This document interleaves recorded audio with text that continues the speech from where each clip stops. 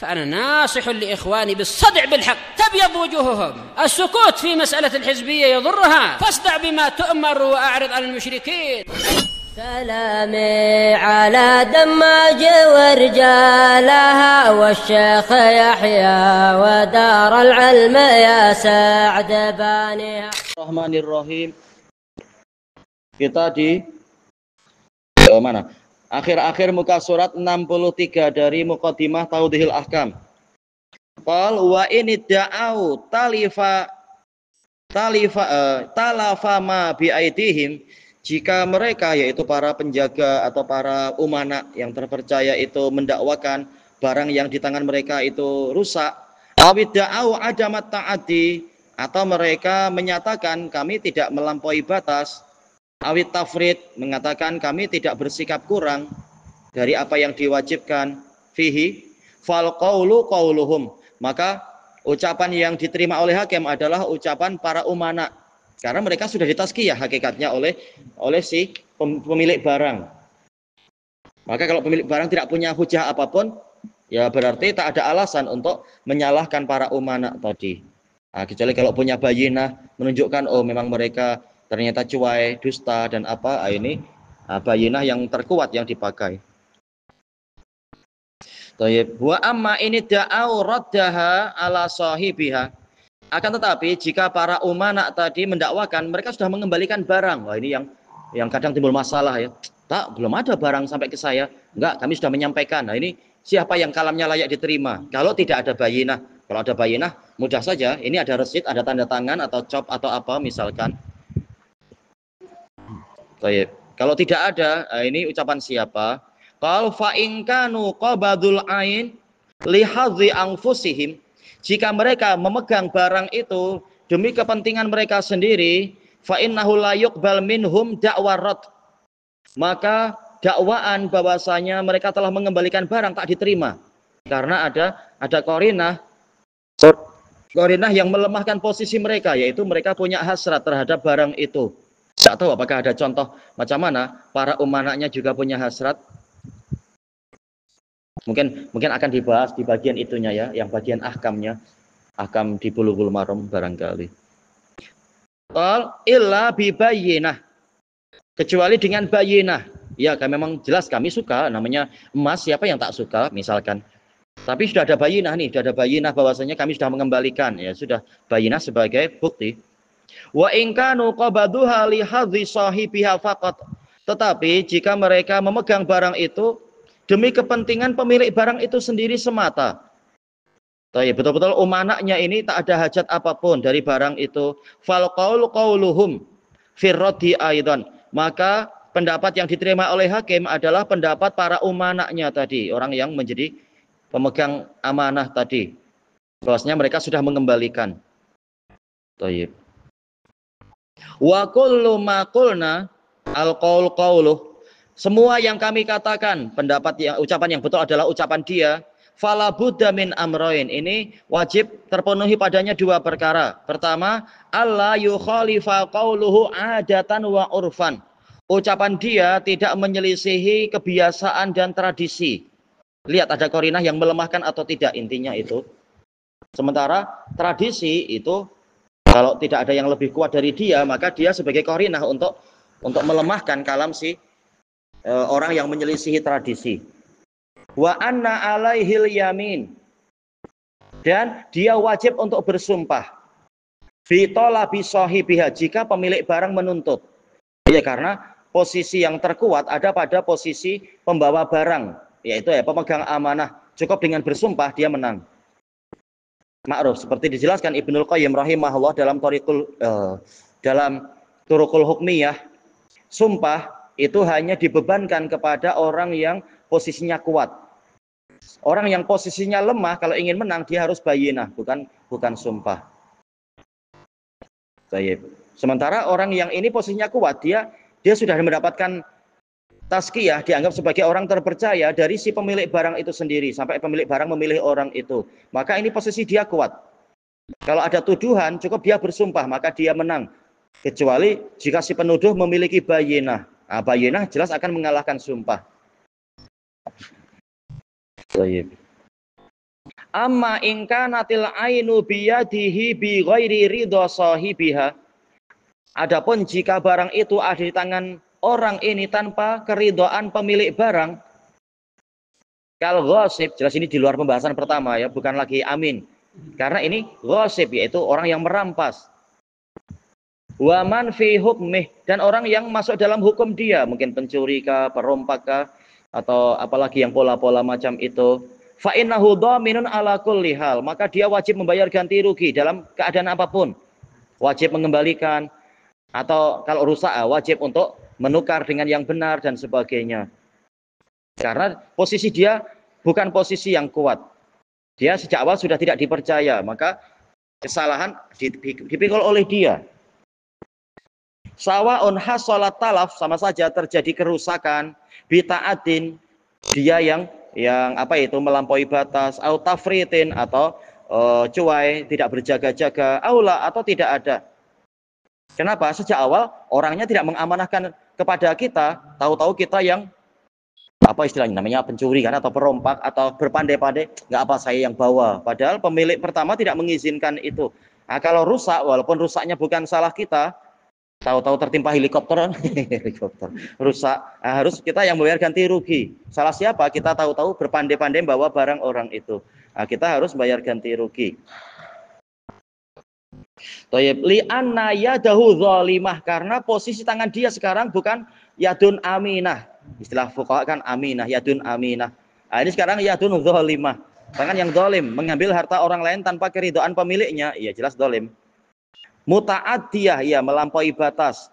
Tanpa izin kita tak boleh mengambil barang orang lain. Kalau kita mengambilnya berarti namanya ta'addi, ya melampaui batasan. Tudhammanu kah? Atau tutmanu. Fatutmanul ainu, maka barang tadi dijaminkan kepada dia, yaitu dia wajib menjamin, dia yang akan memberi ganti rugi kalau sampai ada masalah. Bimanafi'iha at-talifah, dengan manfaat dia yang rusak, tahta yadih, di tangan orang itu. Ya, boleh jadi kan, tanpa keridhaan pemiliknya, barangnya kita bawa sehingga pemiliknya tidak mampu mendapatkan manfaat di sepanjang masa kita membawa barang itu. Nah, makanya kalau rusak, kita yang menganiaya, kita yang harus membayar ganti rugi. Wa yutmanun naqas al-hasilu indah, kekurangan yang ada, yang terjadi, itu juga kita yang harus membayar ganti rugi. Walaupun tidak sampai rusak, tapi kualitas jadi berkurang. Apa kira-kira ya, mungkin motor dirampas selama 1 tahun, selama 2 tahun. Jelas nilai jadi berkurang kan kalau dijual. Menurut teori apa namanya itu, ilmu ekonomi kan, setiap tahun nilai susut barang adalah 10%. 2 tahun ya tinggal dihitung. Nah, barang jadi berkurang nilainya. Barang-barang yang macam itu. Thayyib. Kemudian al-qaidatul asyirah, kaidah yang ke-10, al-kharaj bil dhaman.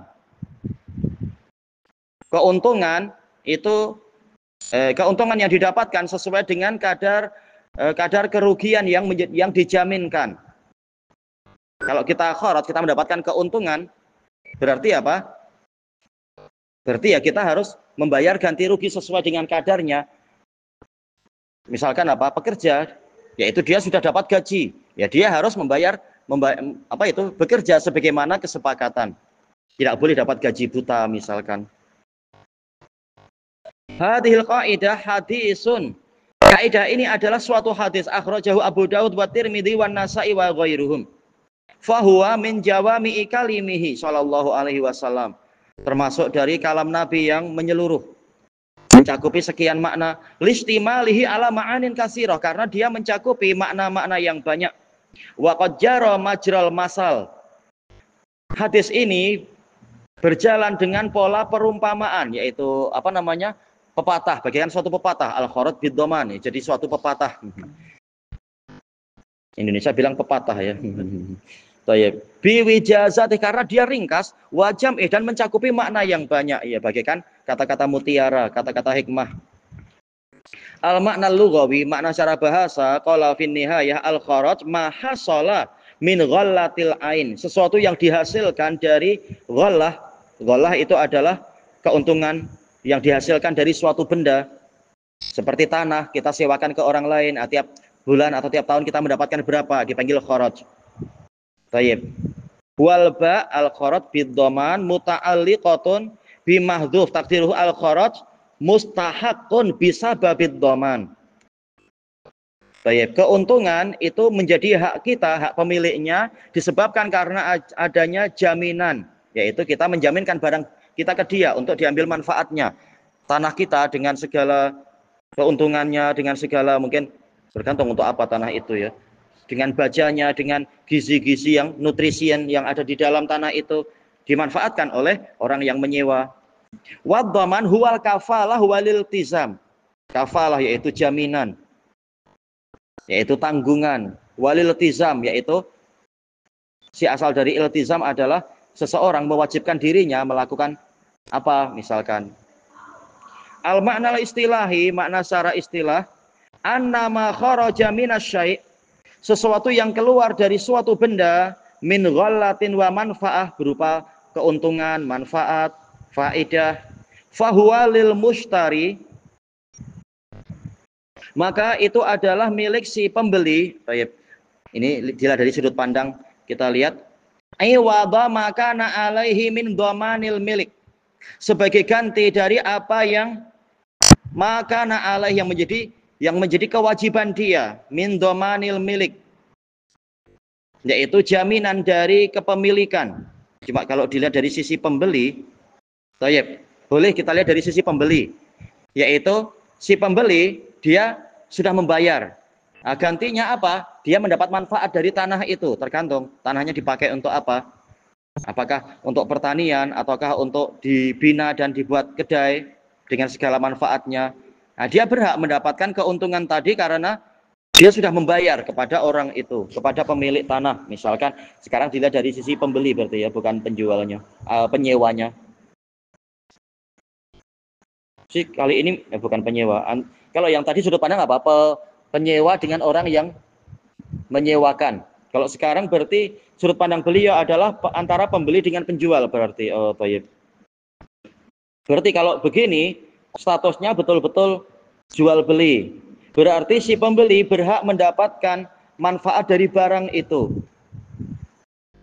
Barang yang sudah menjadi milik dia karena dia sudah menyerahkan duit.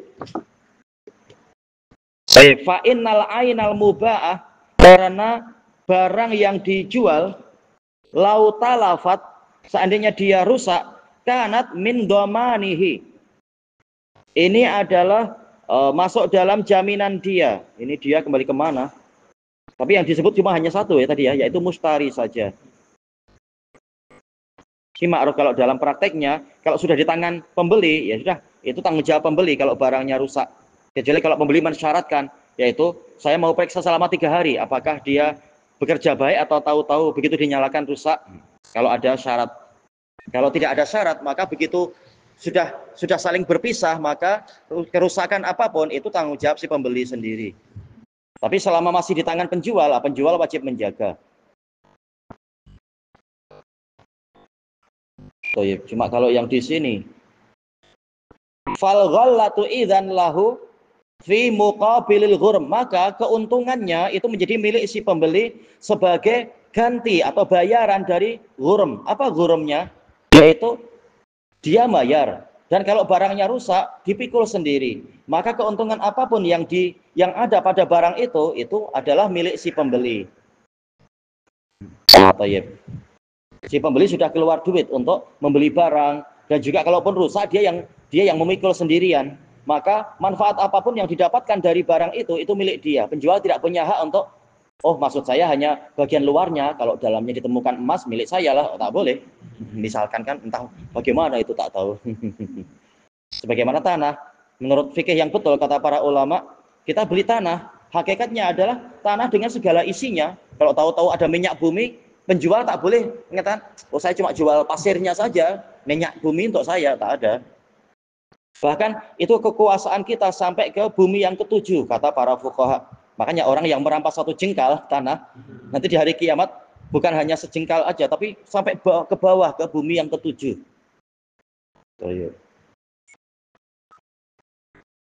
Makanya kalau tahu-tahu di dalam itu ada barang apa, itu sudah milik si pembeli. Kemudian li'anna man yatahammalul khasarah, karena orang yang memikul kerugian yaitu si pembeli, lauha salat, seandainya itu terjadi, yajibu an yahsula ala riba, dia wajib mendapatkan keuntungan. Ya tak boleh ada penganiayaan. Dia mikul rugi, tapi kalau ternyata barangnya mendatangkan keuntungan, tahu-tahu diambil oleh penjual, ini tidak sah. Ini al-ghunmu bil ghurm kalau dalam kaidah yang lain. Keuntungan sesuai dengan kadar kesulitan atau kadar kerugian. Al-ghunmu bil ghurm. Kali ini istilahnya al-kharat bid dhaman. Kemudian dikatakan mana tadi kita? Nah tadi ya, fi muqabilil ghurm, iya, al-ghunmu bil ghurm. Kemudian fan nikmah, nikmah berarti kita artinya apa? Hukuman. Asal nikmah sih hukuman ya, ataukah kerusakan? Bi qadrin nikmah, ini juga kaidah sama, sesuai dengan dalam kitab itu. Memang kitab kadang lain-lain istilahnya, tapi intinya sama. Nikmah bi qadrin nikmah. Cuma kita mengartinya jelas bukan hukuman ya, tak sesuai kalau kita bilang hukuman kali ini. Apakah kita artikan kerugian? Kerugian yang mungkin terjadi sesuai dengan kadar keuntungan atau kenikmatan itu. Apa? Risiko. Iya, risiko mungkin ya. Risiko sesuai dengan kadar nikmat. Dan sebaliknya, kenikmatan sesuai dengan kadar risiko. Makanya semakin barangnya mahal, kemungkinan memang apa, barangnya bagus, kualitinya tinggi. Kecuali kalau ada penipuan, ini masalah lain. Wa nikmah bi qadri nikmah, dibalik. Keuntungan sesuai dengan kadar resikonya.